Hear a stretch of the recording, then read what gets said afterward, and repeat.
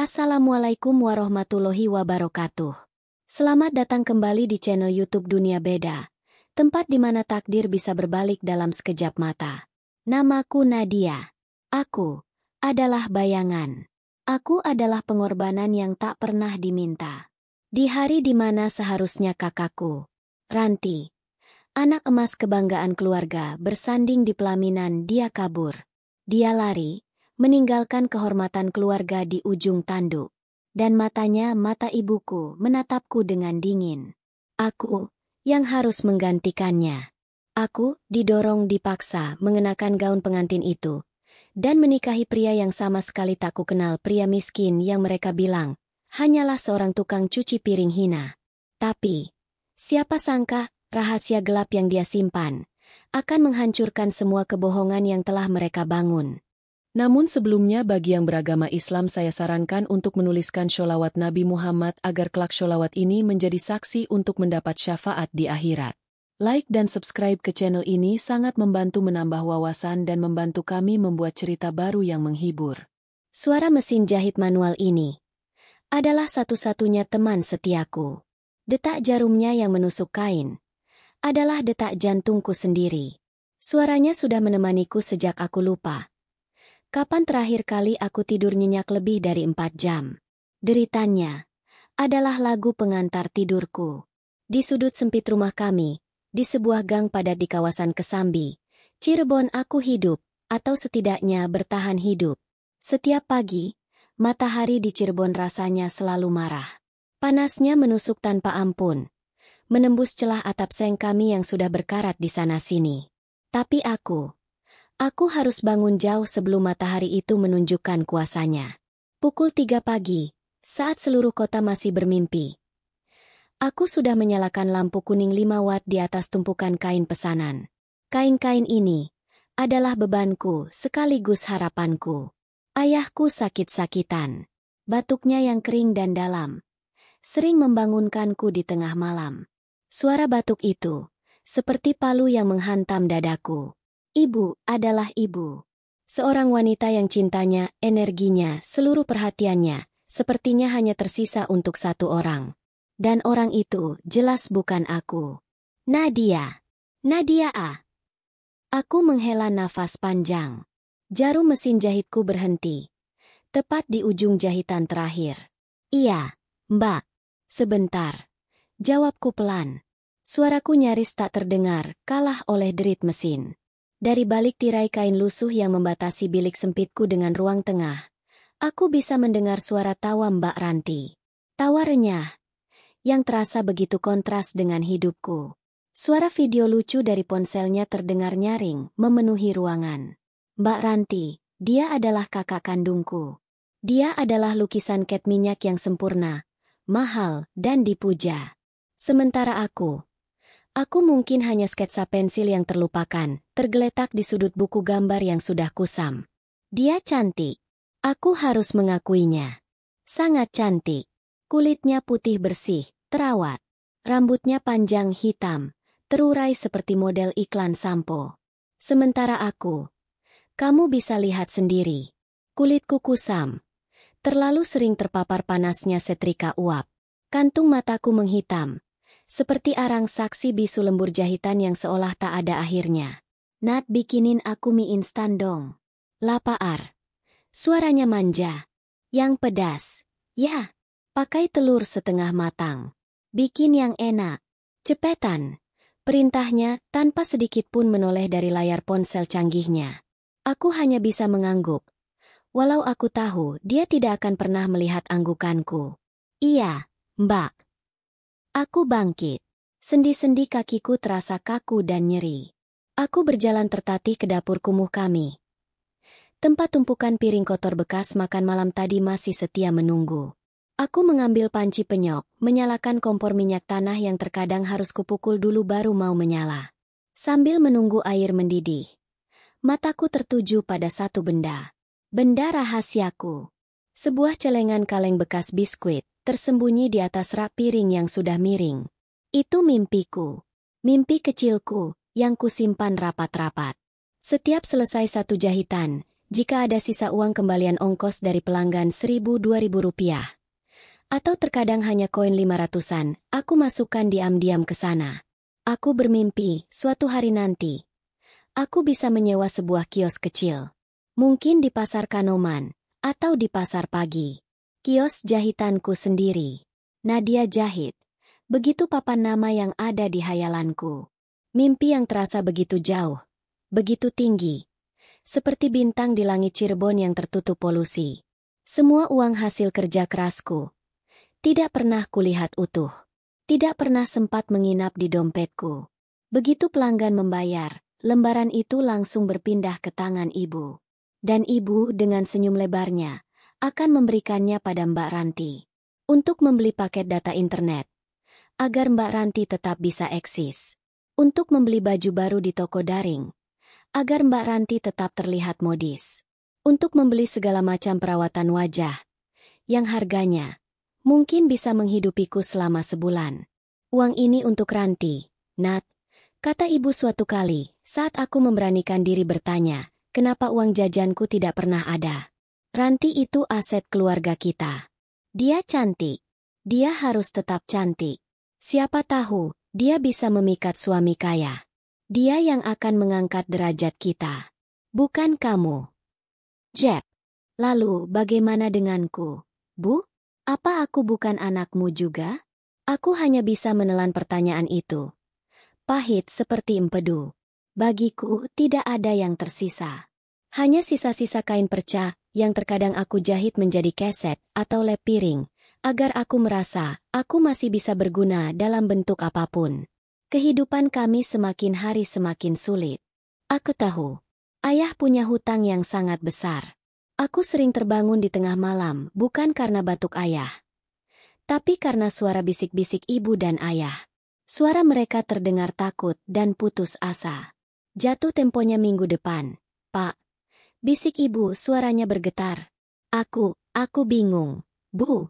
Rentenir itu, Bang Jago, dia sudah mengancam akan menyita rumah ini.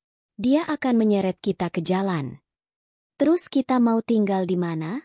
Di bawah jembatan layang? Apa kamu tega melihat Ranti jadi gelandangan?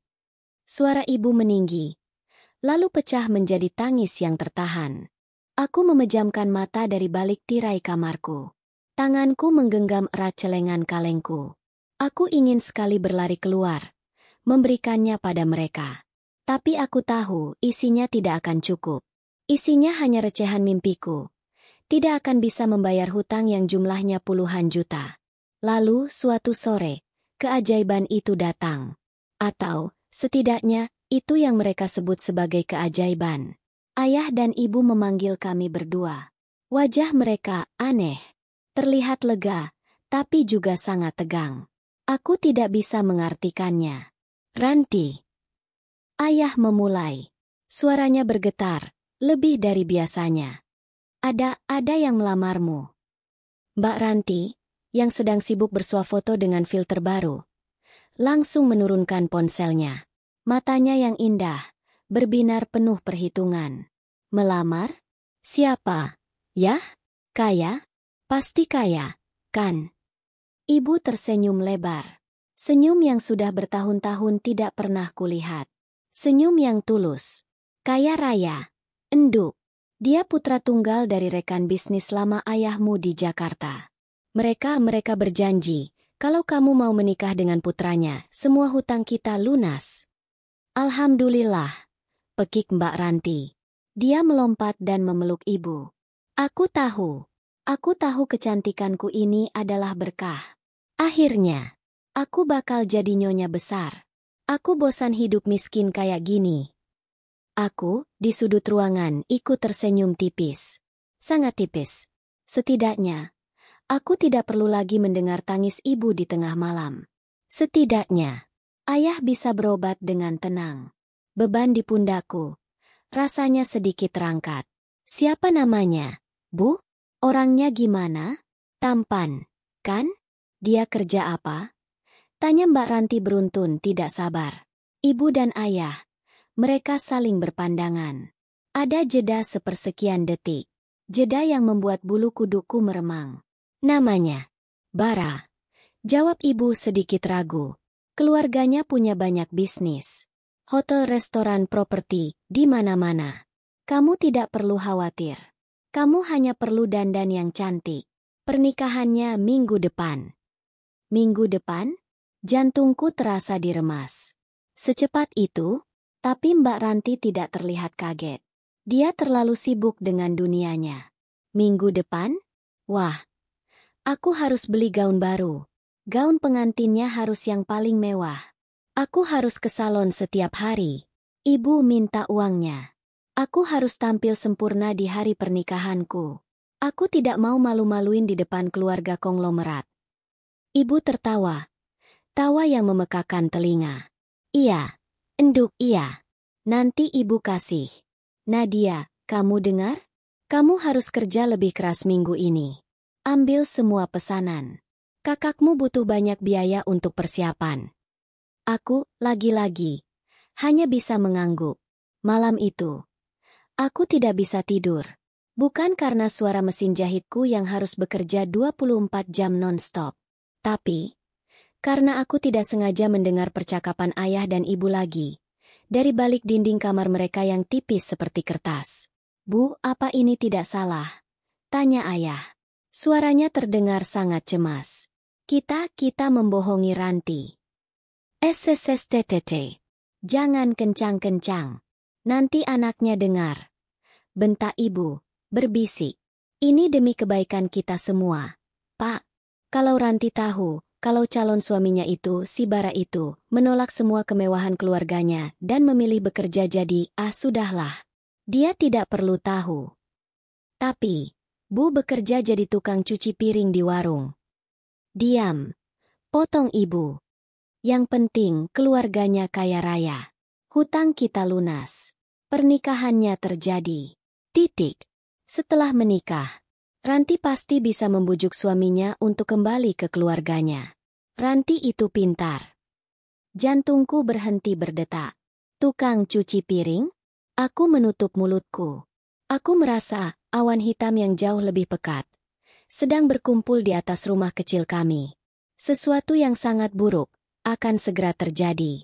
Dan aku hanya bisa duduk diam di sini, mendengarkan deritan mesin jahitku, sambil menunggu badai besar itu tiba dan menghancurkan kami semua. Hari itu, hari yang seharusnya menjadi hari bahagia, dimulai dengan firasat terburukku. Aku tidak tidur 1 jam pun. Telingaku masih berdenging mendengar rahasia ayah dan ibu. Tukang cuci piring. Kekku, Mbak Ranti, akan dinikahkan dengan seorang tukang cuci piring. Aku bangun pukul 4 pagi. Udara Cirebon masih dingin menusuk tulang. Aku harus menyiapkan air untuk siraman. Adatnya begitu. Aku berjalan pelan melewati ruang tengah tempat ayah dan ibu tidur di atas kasur kapuk tipis. Mereka tampak lelah, tidur mereka gelisah. Aku mengetuk pintu kamar Mbak Ranti. Kamarnya ada di bagian depan, satu-satunya kamar yang dicat rapi di rumah ini.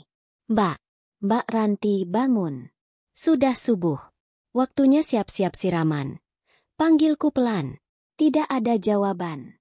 Aku mengetuk lagi, lebih keras. Mbak? Prias pengantin sebentar lagi datang. Hening. Perasaanku mulai tidak enak. Jantungku berdebar. Lebih kencang dari biasanya. Aku dorong pelan pintu kamarnya. Tidak dikunci. Pintu berderit terbuka. Dan kamar itu kosong. Kosong. Tempat tidurnya rapi, seperti tidak ditiduri semalaman.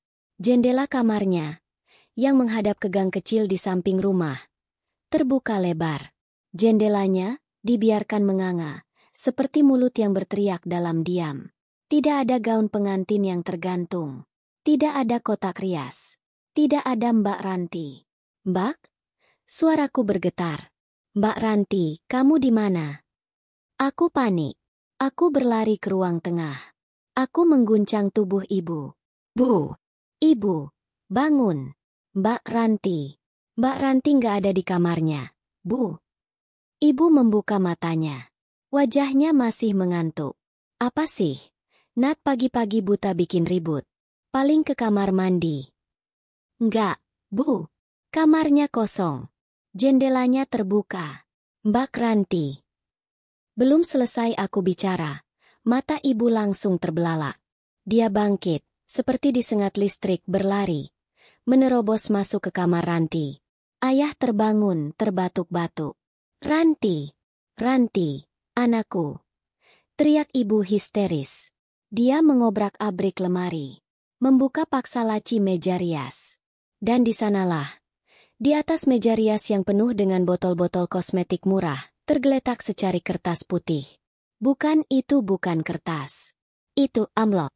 Tangan ibu gemetar hebat saat mengambilnya. Dia merobek amplop itu dengan kasar. Ayah berdiri di ambang pintu, memegangi dadanya. Nafasnya tersengal. Ibu membaca surat itu. Wajahnya berubah. Dari panik, menjadi pucat. Lalu memerah padam, menahan amarah yang luar biasa. Kurang ajar. Desis ibu. Anak tidak tahu diuntung. Ada apa, Bu? Ada apa?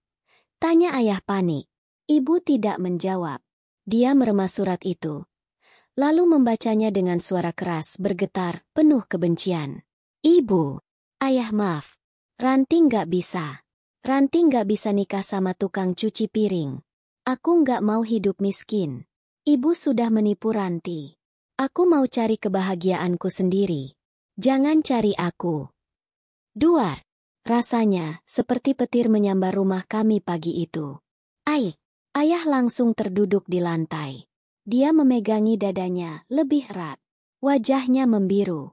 Ah, Allah, Ranti. Bapak, aku menjerit. Ibu menjatuhkan surat itu. Kami berdua panik, mencoba menolong ayah. Pak, Pagan, Pak. Tangis ibu pecah seketika.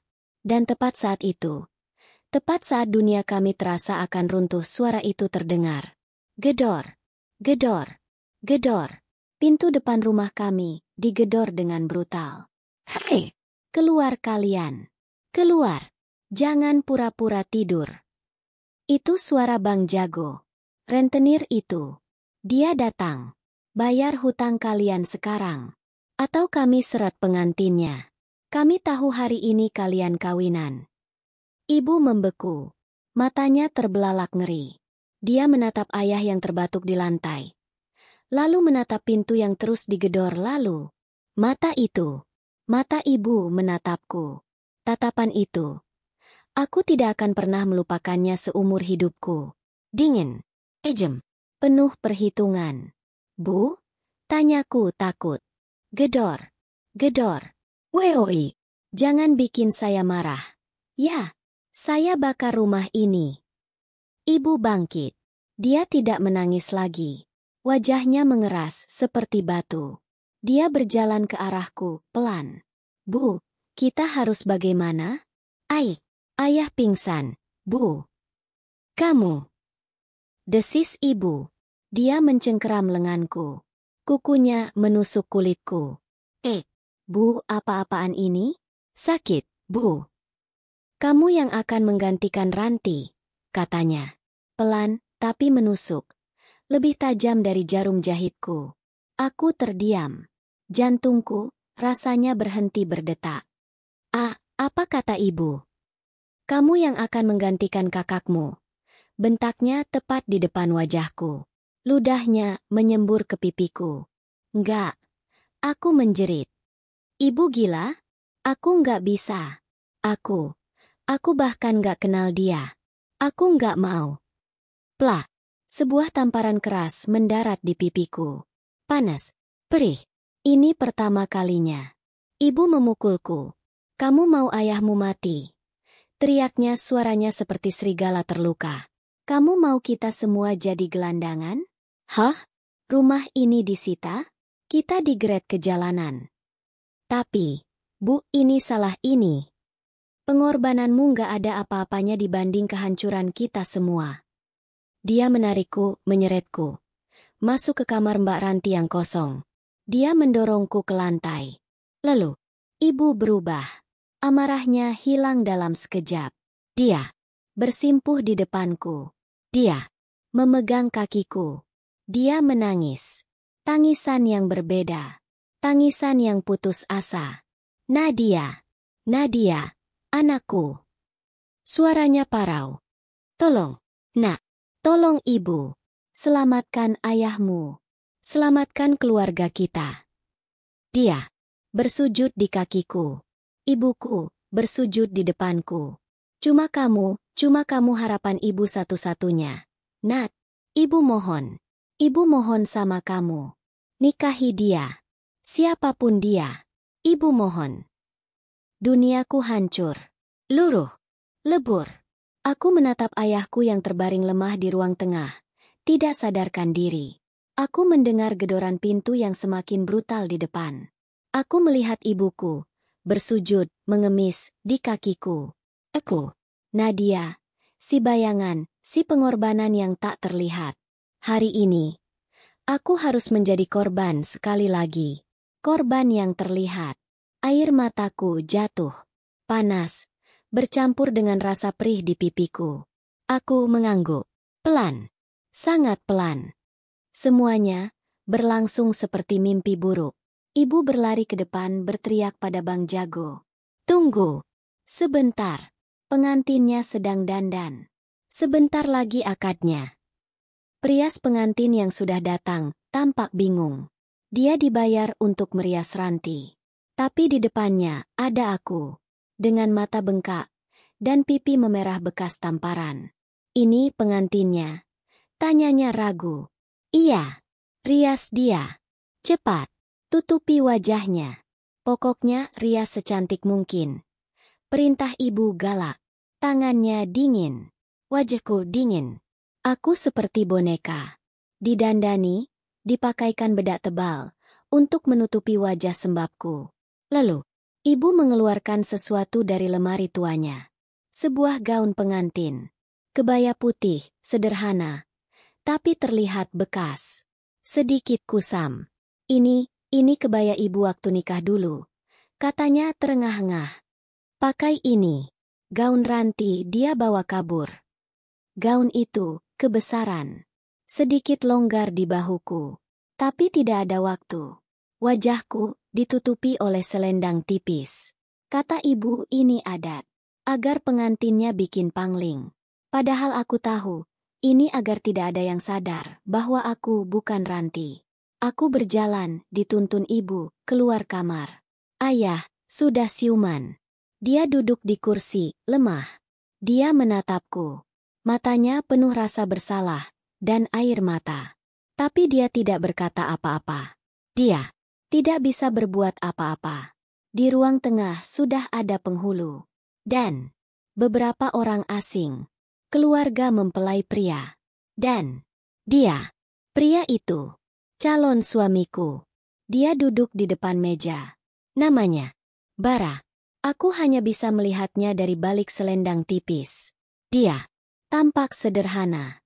Sangat sederhana. Dia memakai kemeja batik biasa yang warnanya sedikit pudar. Bukan jas mahal seperti bayangan Mbak Ranti. Wajahnya datar. Sulit ditebak. Dia tidak tersenyum. Dia hanya menatap lurus ke depan.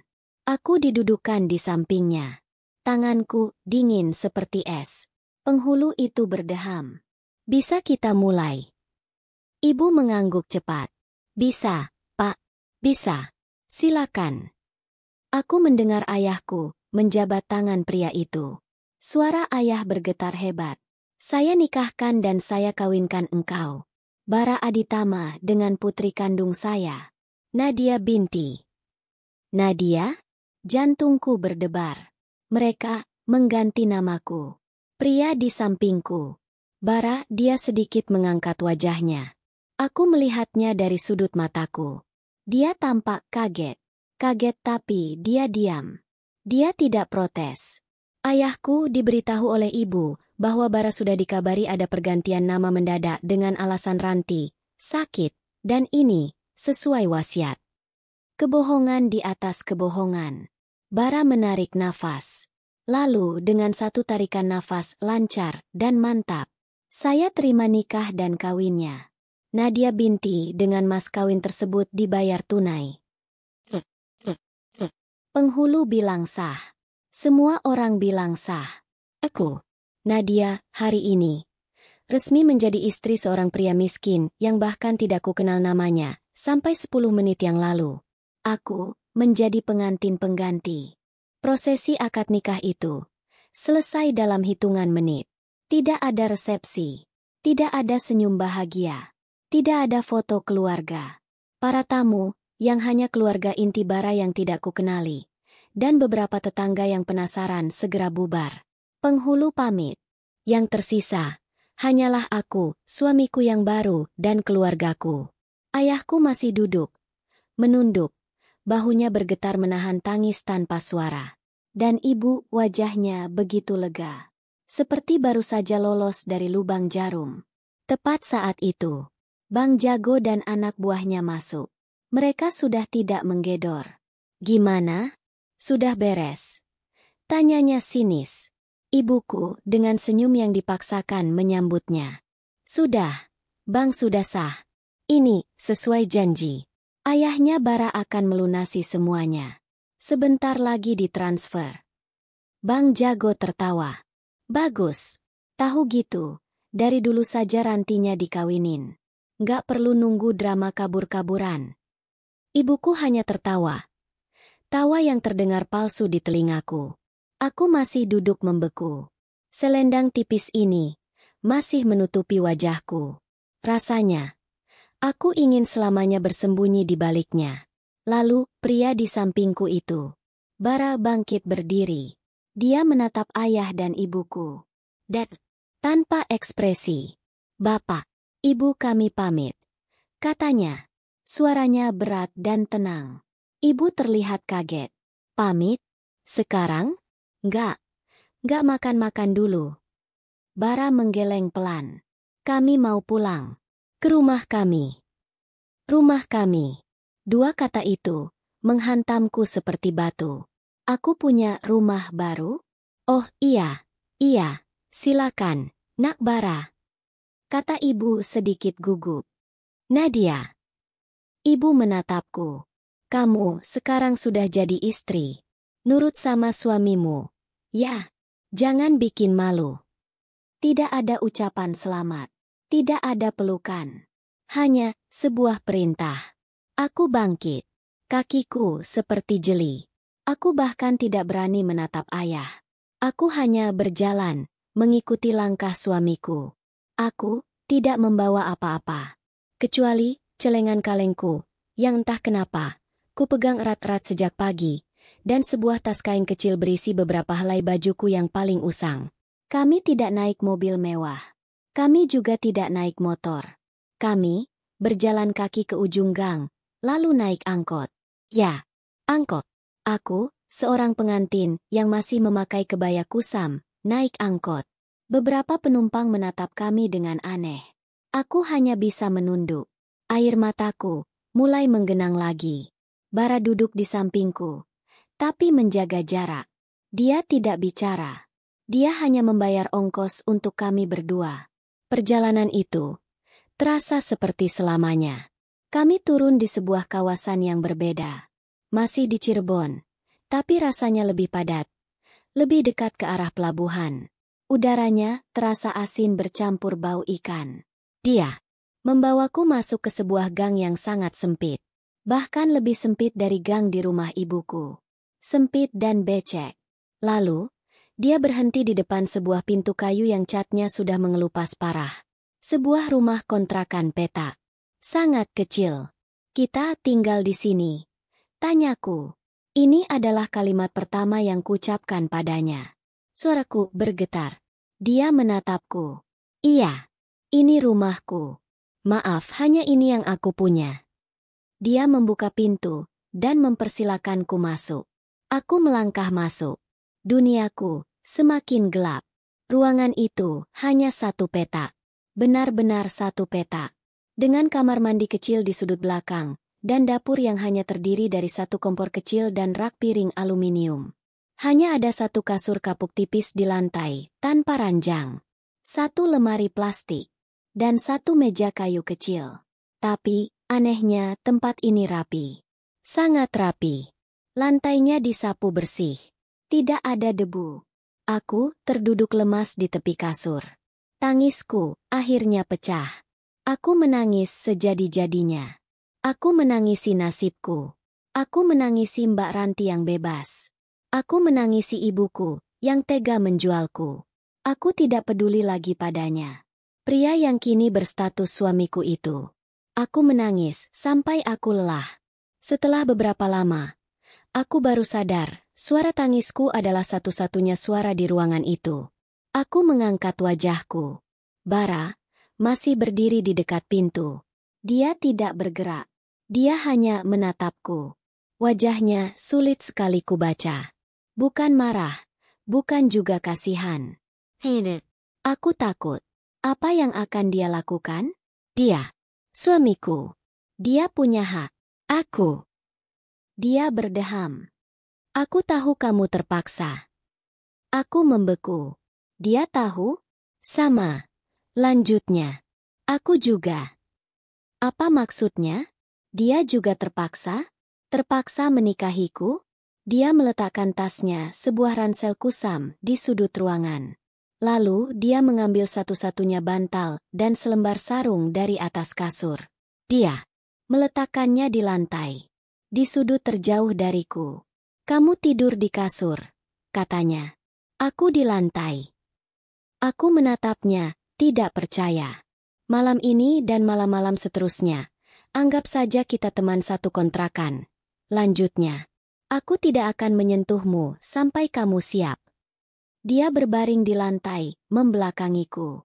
Dan malam itu, di malam pertamaku sebagai pengantin, aku tidur sendirian di atas kasur, ditemani suara tangis tertahanku dan suara nafas teratur seorang pria asing yang tidur di lantai demi menjagaku. Hari-hari berikutnya berjalan dalam kebisuan. Bara benar-benar seperti yang dikatakan ibuku. Dia seorang tukang cuci piring.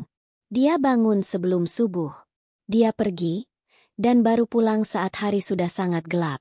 Dia pulang dengan bau sabun cuci piring yang menyengat di tangannya dan bau keringat.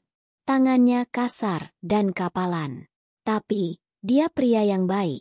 Dia tidak pernah bicara banyak. Tapi setiap pulang, dia selalu membawakan bungkusan. Sisa dari warung, katanya. Masih enak. Buat kamu. Isinya, terkadang nasi jamblang. Terkadang empal gentong. Makanan-makanan enak. Yang jarang sekali kumakan di rumah ibuku. Aku, Nadia, mulai terbiasa. Aku tidak bisa hanya diam. Aku mulai membersihkan kontrakan kecil itu.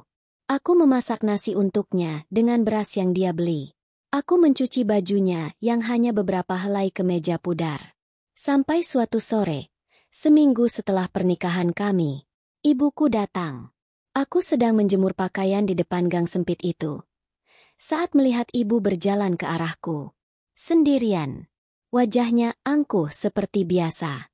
Oh, jadi di sini kamu tinggal. Sapanya tanpa basa-basi. Matanya memindai kontrakan petakku dengan tatapan jijik. Ibu, ayo masuk. Kataku gugup. Ibu masuk, dan langsung menutup hidungnya. Bau apa ini? Amis sekali. Itu dekat pelabuhan, Bu. Ya Allah, Nadia, begini tempat tinggalmu? Kayak kandang. Katanya ketus. Aku hanya bisa menunduk. Kasihan sekali hidupmu. Nat, benar-benar kasihan. Untung sekali Mbak si Ranti itu kabur. Dia nggak pantas hidup susah begini. Ya, kamu sudah biasa susah, jadi cocoklah. Jeb. Rasanya ribuan jarum baru saja ditusukkan ke jantungku. Lebih sakit dari tamparan ibu, lebih sakit dari apapun.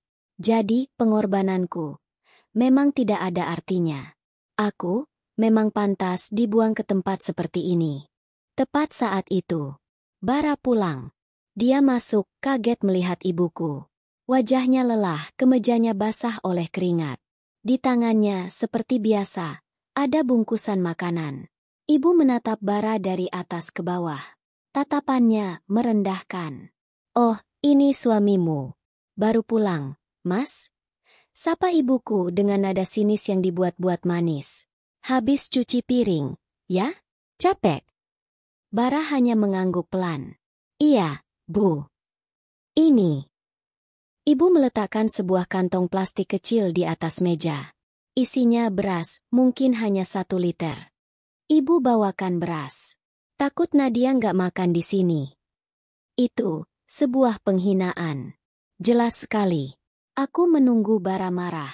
Aku menunggu dia membela diri. Tapi, Bara, dia hanya tersenyum tipis. Sangat tipis. Terima kasih, Bu, katanya. Sudah repot-repot. Hanya itu. Ibu mendengus. Ya sudah. Ibu pulang dulu. Panas di sini. Nadia, ingat, kamu itu sekarang istri orang miskin. Jangan banyak tingkah. Setelah ibu pergi, aku tidak tahan lagi. Aku menangis di sudut dapur. Menangisi penghinaan itu. Bara tidak berkata apa-apa. Dia tidak mencoba menenangkanku. Dia hanya membuka bungkusan yang dibawanya. Malam itu, tahu gejrot. Dia meletakkannya di depanku. Makan dulu, katanya pelan.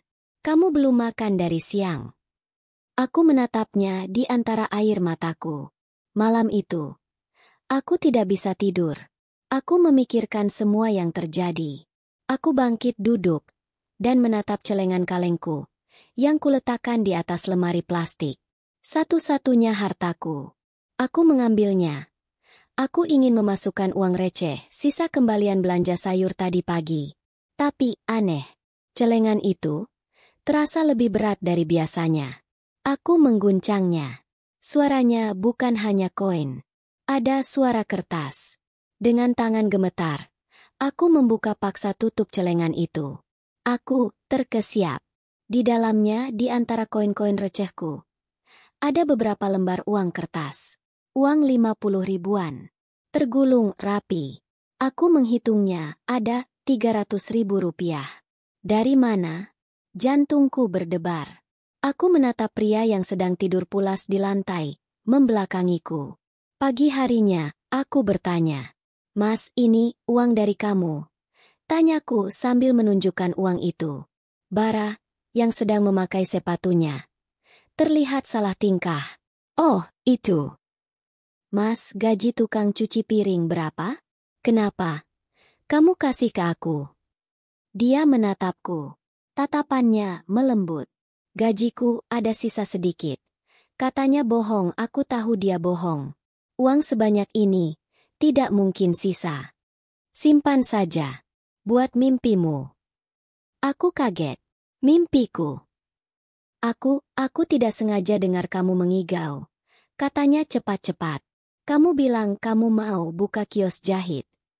Aku menutup mulutku. Dia mendengarkanku. Bara, suamiku, si tukang cuci piring, dia mendengarkan mimpiku, mimpi yang bahkan sudah kulupakan. Dia bangkit. Aku berangkat kerja dulu, katanya. Dia pergi. Dan aku terduduk di tepi kasur memegang uang itu. Air mataku jatuh lagi. Tapi, kali ini, rasanya berbeda. Bukan air mata sakit hati. Aku menatap punggungnya yang menghilang di balik pintu. Biarpun dia miskin, biarpun dia hanya tukang cuci piring, dia adalah pria paling tulus dan paling baik yang pernah aku temui. Dan hatiku, yang sudah hancur berkeping-keping, untuk pertama kalinya merasakan sesuatu. Sebuah kehangatan. Aku rasa, aku mulai peduli padanya. Bulan-bulan pertama pernikahan kami berlalu dalam ritme yang aneh. Hening, tapi tidak canggung lagi. Aku mulai menemukan kebahagiaan-kebahagiaan kecil. Seperti saat aku menemukan satu set gunting kain baru yang tajam tergeletak di meja kayu kami. Aku tahu, ini pasti dari Mas Bara. Dia pasti melihatku kesulitan memotong bahan dengan gunting tuaku yang sudah tumpul. Atau, saat aku mulai hafal kalau dia ternyata tidak terlalu suka sayur labu siam.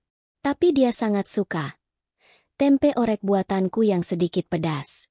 Kontrakan kecil di gang sempit ini mulai terasa seperti rumah, tempat yang aman, tempat di mana aku, Nadia, bisa bernafas. Mas Bara, dia masih pria pendiam. Dia masih tidur di lantai beralaskan sarung dan bantal tipis. Tapi, dia selalu mendengarkan. Dia tahu. Aku mulai menyisihkan uang lagi di celengan kalengku. Dan dia tidak pernah mengambilnya. Malah, dia sering meletakkan sisa uang kembalian parkir. Atau uang lelah dari pelanggan warung yang kasihan di atas celengan itu. Tabung saja, katanya suatu malam. Kios jahitmu pasti akan terwujud. Hatiku menghangat. Perasaanku padanya sudah bukan lagi sekedar peduli. Aku mulai mencintainya. Aku mencintai kebaikannya, ketulusannya dan caranya menghargaiku, saat tidak ada orang lain yang pernah melakukannya. Karena kehangatan itulah, suatu sore, aku memberanikan diri. Aku memasak sedikit lebih banyak. Aku membungkus nasi dan tempe orek kesukaannya. Aku ingin mengantarkannya ke rumah ibu. Aku ingin menunjukkan pada mereka. Walaupun sederhana, aku baik-baik saja. Aku bahagia. Aku berjalan menyusuri gang di Kesambi. Jantungku sedikit berdebar. Sudah lebih dari sebulan aku tidak pulang. Aku mengetuk pintu. Assalamualaikum. Bu, Pak. Pintu terbuka. Bukan ibu. Bukan ayah. Wajah itu. Wajah yang menghantuiku setiap malam. Wajah yang menjadi awal dari semua penderitaanku. Mbak Ranti. Dia berdiri di sana. Kakakku. Tapi penampilannya. Ya Allah. Dia hamil. Perutnya buncit, terlihat jelas di balik daster kusam yang dipakainya. Rambutnya yang dulu indah. Kini kusam dan dipotong asal-asalan. Pipinya tirus. Dan di sudut matanya, ada bekas lebam yang ditutupinya dengan bedak tebal. Dia hancur. Tapi matanya masih sama. Penuh api dan kesombongan. Oh! Dia mendengus, menatapku dari atas ke bawah. Ini dia, si pahlawan kesiangan. Si pengantin pengganti. Aku membeku. Nasi yang kubawa terasa dingin di tanganku. Nadia? Kamu ngapain kesini? Suara ibu terdengar dari dalam. Ibu keluar dan langsung merangkul Mbak Ranti. Mengelus-elus perut buncitnya. Sudah, enduk, yang penting kamu pulang. Gak usah dipikirin laki-laki bajingan itu. Anak ini, nanti kita urus. Yang penting kamu sehat. Kata ibu penuh kasih sayang. Kasih sayang yang tidak pernah aku dapatkan. Gimana, Nat? Mbak Ranti bertanya lagi dengan nada mengejek. Enak jadi istri tukang cuci piring? Hahaha. Aku menelan ludah. Aku mencoba menguatkan hatiku. Mbak, apa yang terjadi sama, Mbak? Gak usah sok peduli kamu.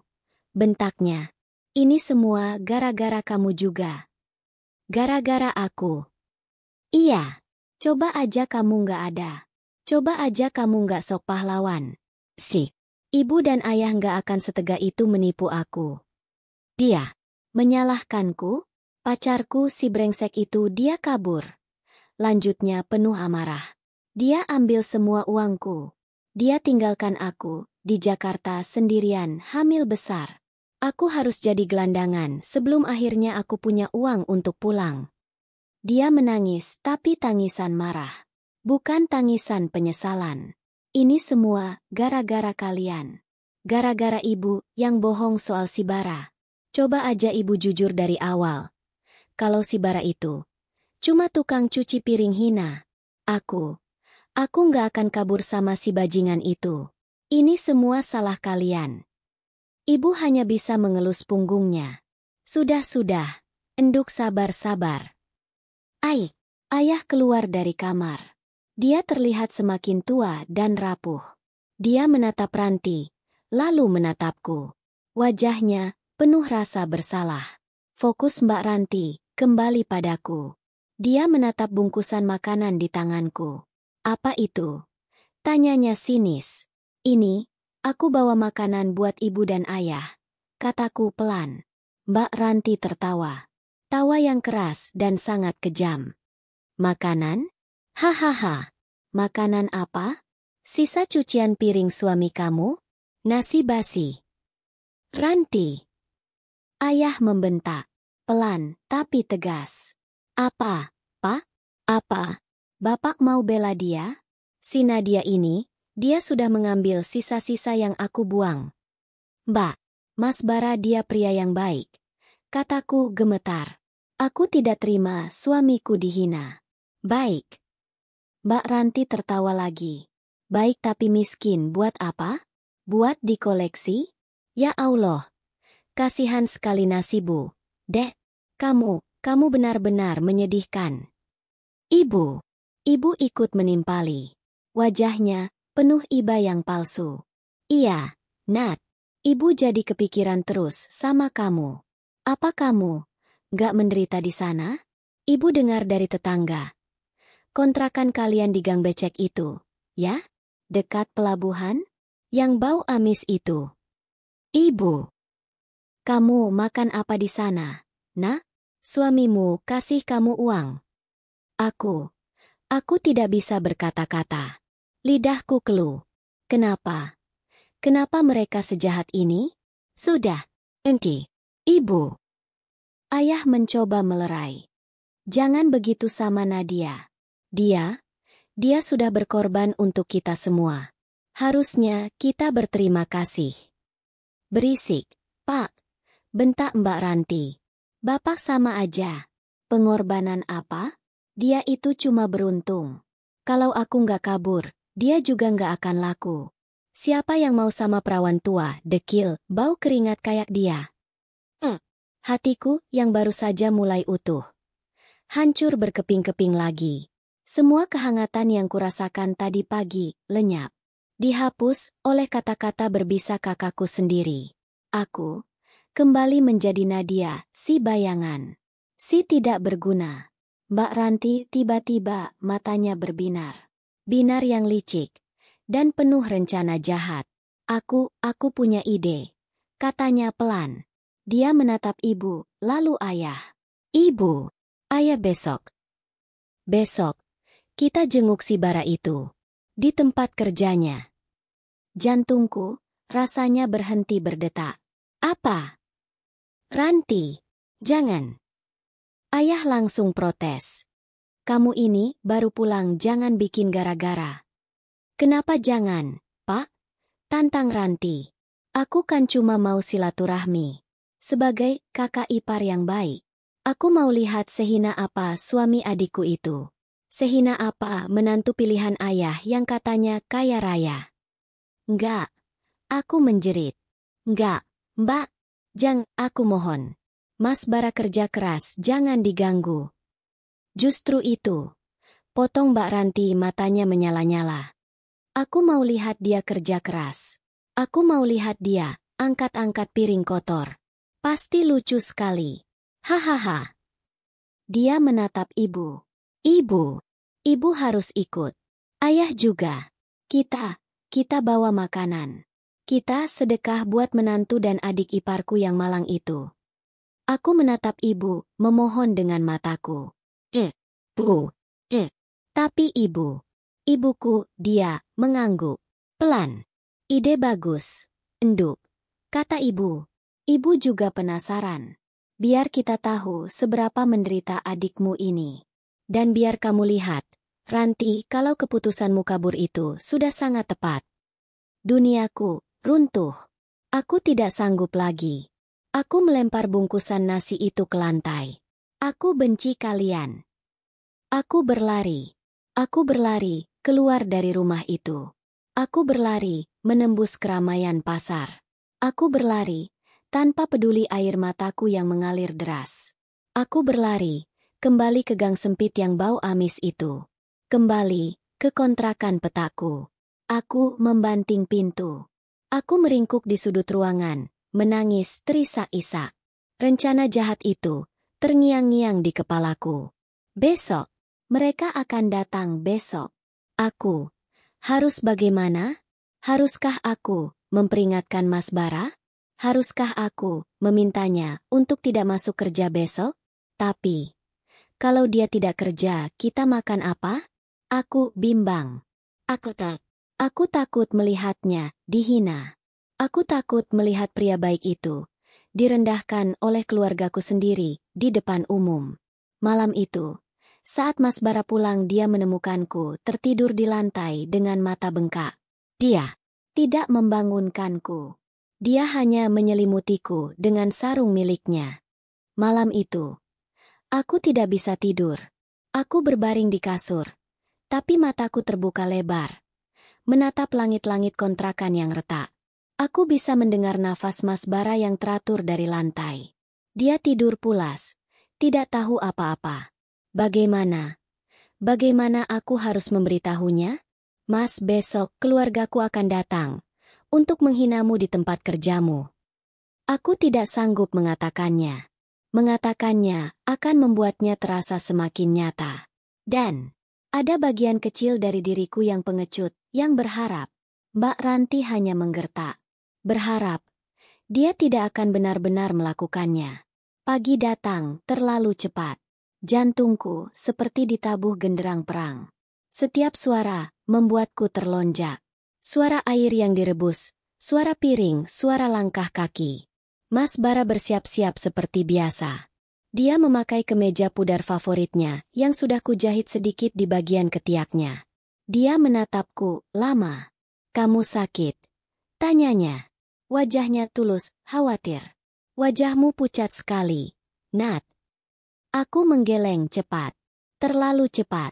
"Enggak, Mas, cuma kurang tidur." "Ya sudah," katanya sambil mengusap kepalaku. Gestur sederhana yang hampir membuatku menangis. "Kamu istirahat saja di rumah. Nggak usah cuci baju hari ini. Nanti, aku bawakan soto ayam Pak Sadi yang paling enak." Dia tersenyum, lalu pergi. Aku menatap punggungnya yang menghilang di belokan gang. Pria baik itu, dia akan pergi, menuju penghinaan terbesarnya. Dan aku membiarkannya pergi. Aku terduduk lemas di lantai. Aku membenci diriku sendiri. Aku membenci Mbak Ranti. Aku membenci ibuku. Aku tidak bisa diam. Aku tidak bisa hanya menunggu. Dengan tangan gemetar, aku berganti baju. Aku mengambil selendang untuk menutupi sebagian wajahku. Aku tidak tahu apa yang akan aku lakukan. Tapi, aku harus ada di sana. Aku tidak akan membiarkan Mas Bara sendirian. Aku mengikutinya dari kejauhan. Dia berjalan kaki, cukup jauh, menuju sebuah ruko tua di dekat alun-alun Kejaksan. Tempatnya ramai sekali. Itu warung nasi jamblang Ibu Nur. Salah satu warung paling terkenal di Cirebon. Selalu penuh sesak. Aku melihat Mas Bara masuk lewat pintu belakang. Pintu untuk karyawan. Aku berdiri di seberang jalan, bersembunyi di balik kerumunan pedagang kaki lima. Jantungku sakit rasanya. Aku bisa melihatnya dari celah jendela. Dia benar-benar bekerja. Dia tidak berbohong. Aku melihatnya memakai celemek yang sudah kotor. Aku melihatnya mengangkat tumpukan piring-piring kotor yang menggunung. Keringat membasahi keningnya. Lengan bajunya digulung memperlihatkan tangannya yang kasar. Dia tidak terlihat malu. Dia terlihat fokus. Dia bekerja dengan cekatan. Aku menangis dalam diam. Di balik selendangku. Lalu mereka datang. Seperti rombongan sirkus yang datang untuk membuat kekacauan. Mbak Ranti berjalan di depan. Dengan perut buncitnya dia berjalan angkuh. Seolah-olah dia pemilik jalan itu. Wajahnya penuh riasan tebal, yang terlihat menor dan jahat. Ibuku di sampingnya, menenteng rantang makanan yang aku yakin isinya adalah penghinaan. Dan ayahku, berjalan paling belakang. Dia diseret, kepalanya menunduk dalam bahunya, lunglai. Dia terlihat seperti mayat hidup. Perutku mules. Rasanya aku ingin muntah. Mereka berhenti tepat di depan warung. Mbak Ranti memindai kerumunan mencari. Lalu matanya terkunci. Dia melihat Mas Bara yang sedang membungkuk, membersihkan piring di bak cuci. Mbak Ranti tersenyum. Senyum. Yang paling mengerikan, yang pernah kulihat. Dia tidak memanggil. Dia berteriak. Hai ha, itu dia. Si tukang cuci piring. Suaranya melengking memecah keramaian pagi itu. Musik dari radio di warung mati. Suara obrolan berhenti. Suara sendok dan piring lenyap. Seluruh warung mendadak hening. Semua mata, semua pelanggan, semua pelayan, semua pedagang di luar menoleh. Pertama, ke Mbak Ranti lalu ke Mas Bara. Mas Bara berhenti bekerja. Pelan, sangat pelan, dia memutar tubuhnya. Dia berdiri tegak. Wajahnya tenang. Dia menyeka tangannya yang basah dan penuh busa sabun ke celemek kotornya. Dia hanya menatap. Keluargaku. Mbak Ranti tertawa puas karena menjadi pusat perhatian. Dia melenggang masuk ke dalam warung. Ibu dan ayah mengikutinya. Hai ha, tukang cuci piring. Teriaknya lagi tepat di depan wajah suamiku. Masih ingat aku? Hah? Aku Ranti. Pengantin yang kabur itu. Mas Bara tidak menjawab. Dia hanya menat. Hahaha. Ranti tertawa, terbahak-bahak. Kenapa? Kaget lihat aku? Atau kaget lihat aku lebih cantik walaupun lagi hamil? Dia menepuk-nepuk perutnya. Kamu itu seharusnya berlutut, tahu nggak? Tunjuknya ke dada Mas Bara. Berlutut berterima kasih sama adikku yang bodoh itu. Si Nadia. Cuma dia perempuan satu-satunya di dunia ini yang mau sama orang hina model kamu. Ayahku menarik lengan Ranti. Ranti, sudah kita pulang. Malu. Diam, Pak. Mbak Ranti membentak ayahku. Malu? Kenapa harus malu? Yang harusnya malu itu dia. Laki-laki yang katanya dari keluarga kaya, tapi kerjanya jadi jongos. Ibuku maju. Dia meletakkan rantang makanan itu ke atas meja terdekat dengan suara keras. Klang. Nak Bara. Katanya dengan nada yang dibuat-buat penuh kasihan. Ya Allah. Nak, kasihan sekali nasibmu. Beneran, kamu kerja begini? Ini. Ibu. Ibu bawakan sedikit makanan. Nasi sama sisa semur tadi malam. Buat kamu sama si Nadia. Takut kalian gak makan enak di kontrakan bau amis itu. Penghinaan itu begitu nyata, begitu kejam. Pelanggan di warung mulai berbisik-bisik. Ya ampun, keluarga macam apa itu? Kasihan sekali masnya. Aku, di seberang jalan, aku tidak kuat lagi. Kakiku lemas. Aku, terduduk di trotoar yang kotor. Air mataku mengalir deras. Mbak Ranti semakin menjadi-jadi. Karena Mas Bara masih diam. Kenapa kamu diam? Hah? Bisu? Malu? Memang harusnya kamu malu. Coba lihat aku. Walaupun aku gagal ditipu pacar, setidaknya aku nggak akan pernah sehina kamu. Kamu itu apa? Hah? Kamu itu sampah. Pemilik warung, seorang bapak tua berpeci, keluar dari dapur. Mbak, astagfirullah, jangan bikin ribut di sini. Mbak, kasihan. Ini tempat orang cari makan. Diam kamu, Pak Tua. Bentak Ranti. Aku lagi ngomong sama iparku. Hahaha. Ipar, seorang tukang cuci piring. Menjijikan. Aku tidak peduli lagi. Aku bangkit. Aku berlari, menyeberang jalan. Tidak peduli pada motor yang hampir menabrakku. Aku masuk ke dalam warung. Mbak, cukup. Teriakku sekuat tenaga. Nafasku terengah-engah. Air mataku membanjiri wajahku. Semua orang kini menatapku. Engki, ibu, ayah, mereka kaget melihatku. Mbak Ranti pulih paling cepat. Dia menyeringai. Nah, ini dia pahlawannya datang. Hahaha. Selamat pagi, Nyonya tukang cuci piring. Dia menatapku sinis. Gimana, Nat? Bahagia kamu? Bahagia jadi istri jongos. Aku tidak peduli padanya. Aku berjalan melewati dia. Aku berdiri di depan suamiku. Aku berdiri membelakanginya, melindunginya dengan tubuh kecilku. Cukup, Mbak. Kataku gemetar tapi tegas. Cukup. Pulang, aku mohon, jangan hina suamiku lagi. Pulang. Pulang? Enak aja. Aku belum selesai. Bentak Ranti. Dia mencoba mendorongku. Tapi sebuah tangan menahanku. Tangan yang kasar. Tangan yang kapalan.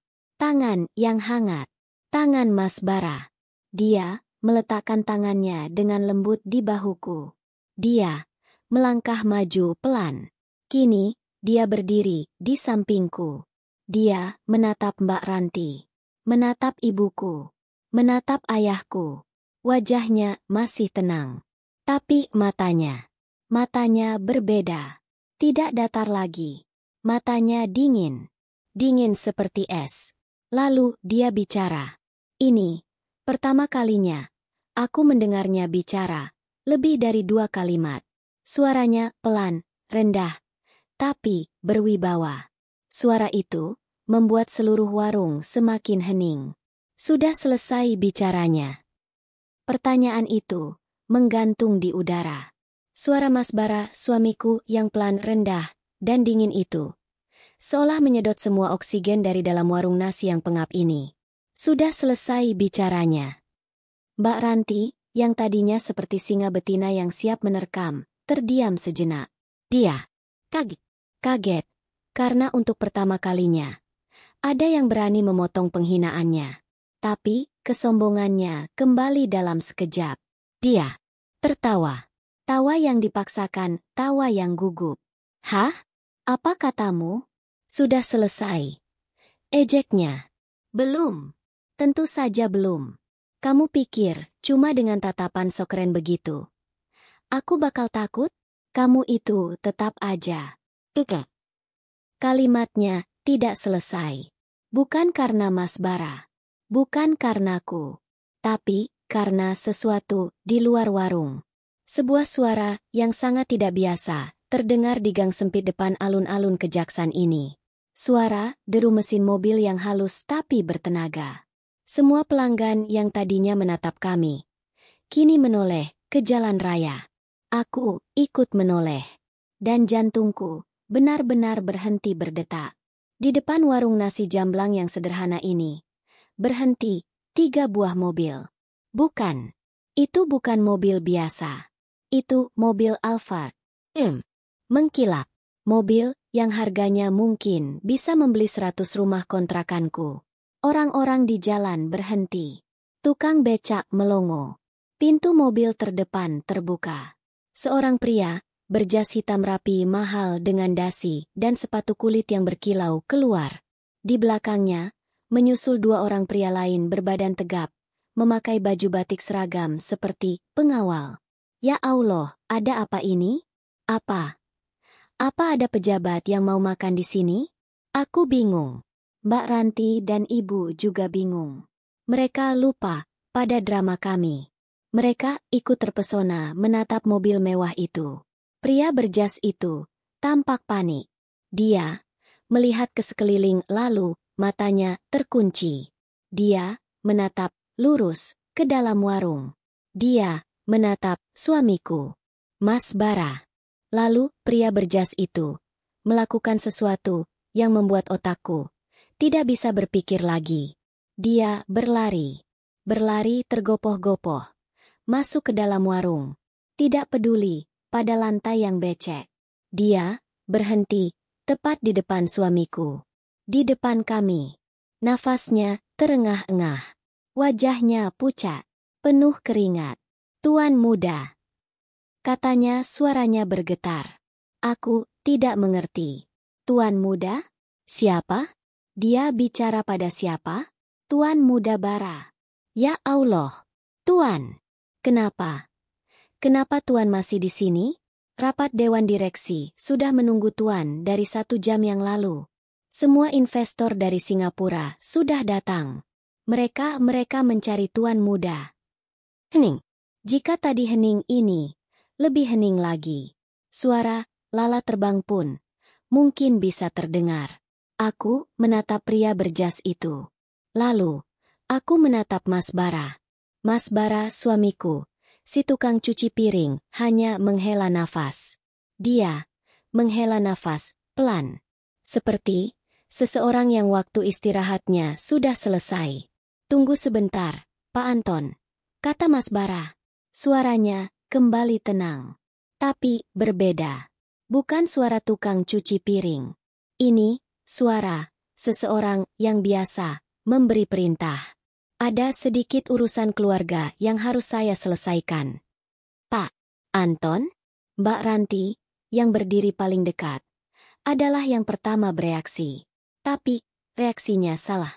Hah? Katanya bingung. Tuan muda? Pak Anton? Ini sandiwara apa lagi? Dia menunjuk pria berjas itu.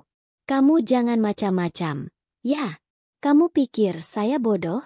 Ini pasti teman sesama jongosnya, kan? Nyewa mobil buat gaya-gayaan. Hahaha, murahan. Pria berjas itu. Pak Anton menatap Mbak Ranti. Tatapannya dingin. Lebih dingin dari tatapan Mas Bara.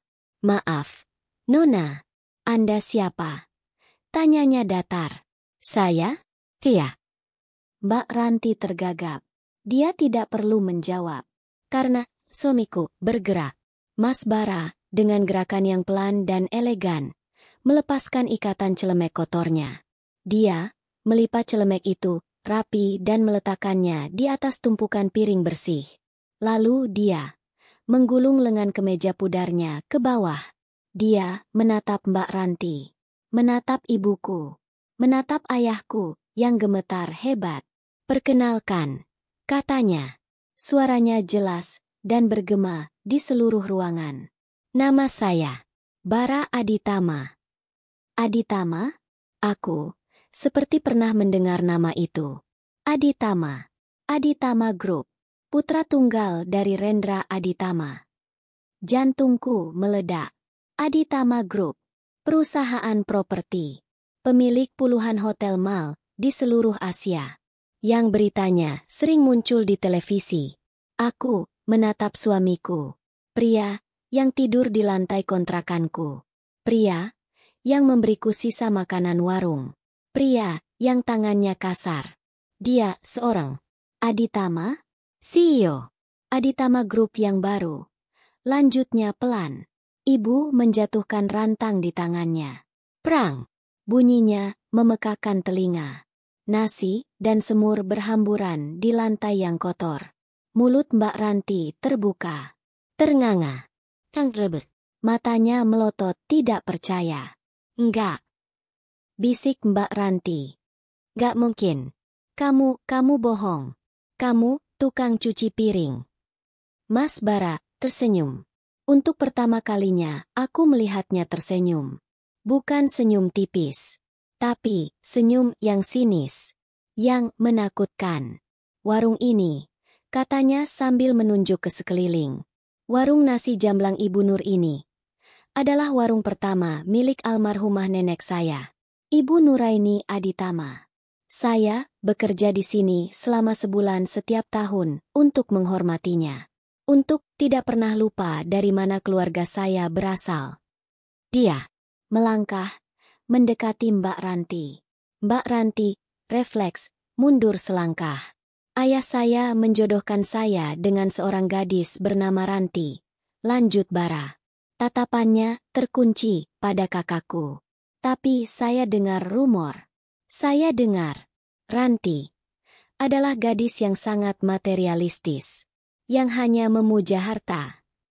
Jadi saya memutuskan untuk mengujinya. Saya sengaja membocorkan informasi palsu lewat ayah dan ibumu bahwa saya hanyalah seorang tukang cuci piring miskin yang menolak kemewahan keluarga. Wajah ibuku berubah pucat seperti mayat. Dia gemetar dari ujung rambut sampai ujung kaki. Dan ternyata benar. Desis Bara. Umpan saya dimakan. Dia kabur di hari pernikahannya karena dia tidak sudi menikah dengan tukang cuci piring. Bara berhenti sejenak. Lalu dia menoleh padaku.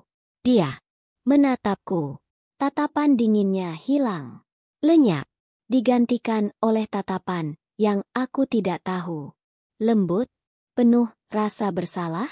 Tuhan punya rencana lain. Katanya pelan suaranya kini hanya untukku. Tuhan mengganti gadis sombong itu dengan berlian.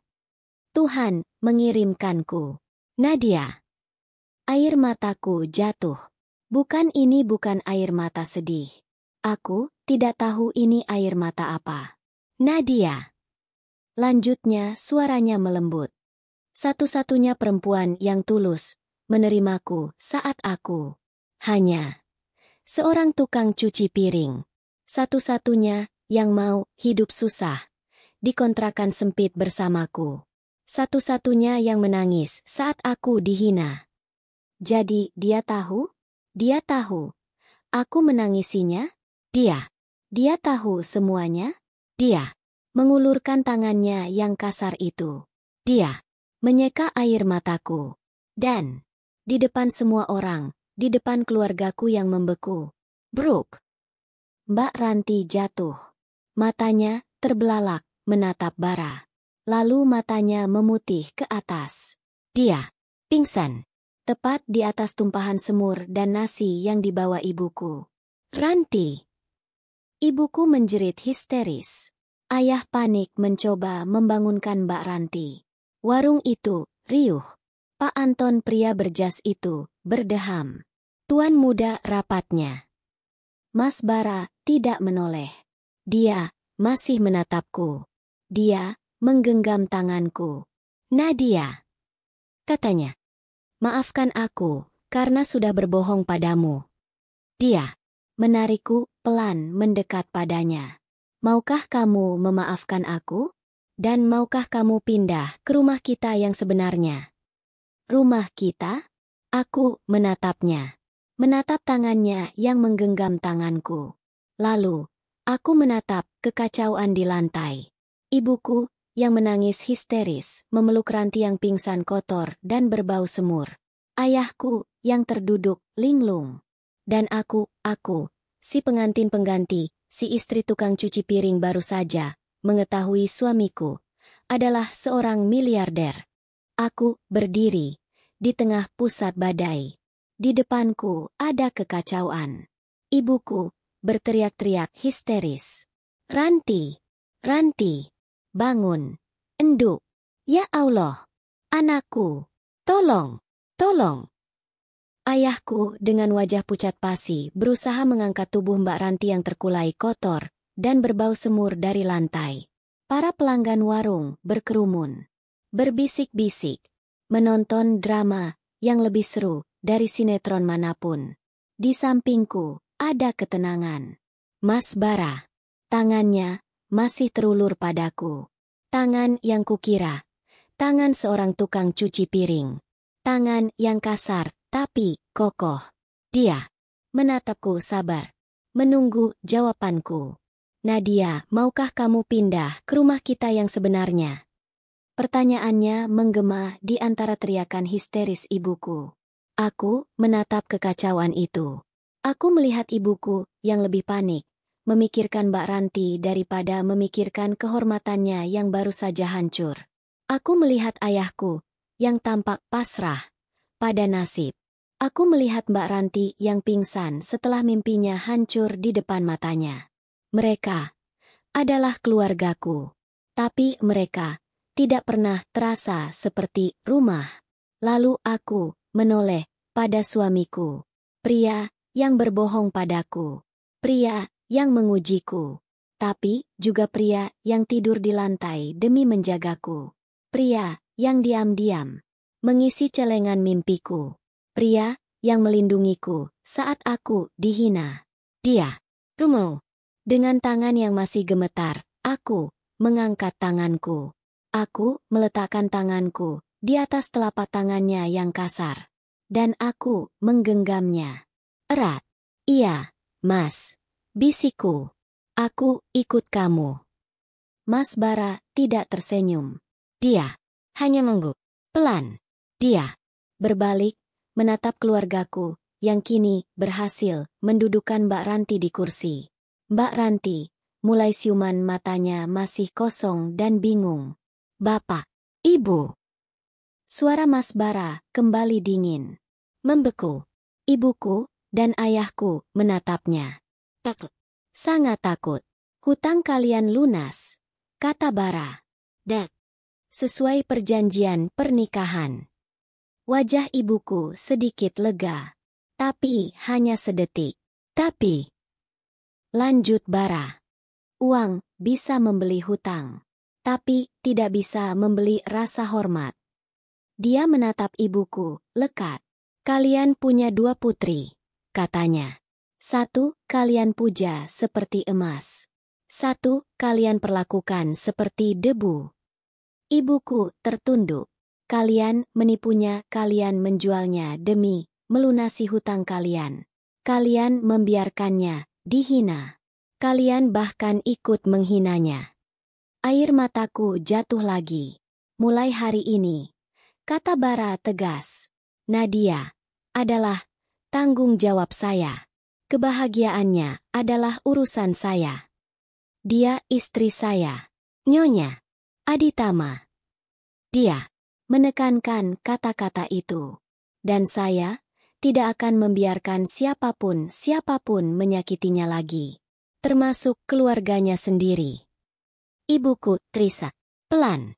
Ayahku menangis tanpa suara. Mbak Ranti yang sudah sadar sepenuhnya menatap kami. Matanya penuh kebencian. Kosong. Dan iri yang begitu pekat. Mas Bara tidak berkata apa-apa lagi. Dia menoleh padaku. Ayo, Nat. Dia menggenggam tanganku erat. Dia menuntunku berjalan keluar dari warung itu.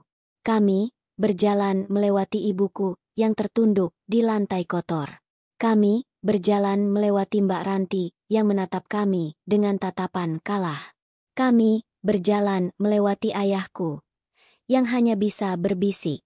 Maafkan, Ayah, Nat. Aku tidak menoleh. Aku hanya terus berjalan menggenggam tangan suamiku. Di luar kerumunan menatap kami. Pak Anton, pria berjas itu, membungkuk hormat. Dia membukakan pintu mobil Alphard hitam yang paling depan. Pintu untukku.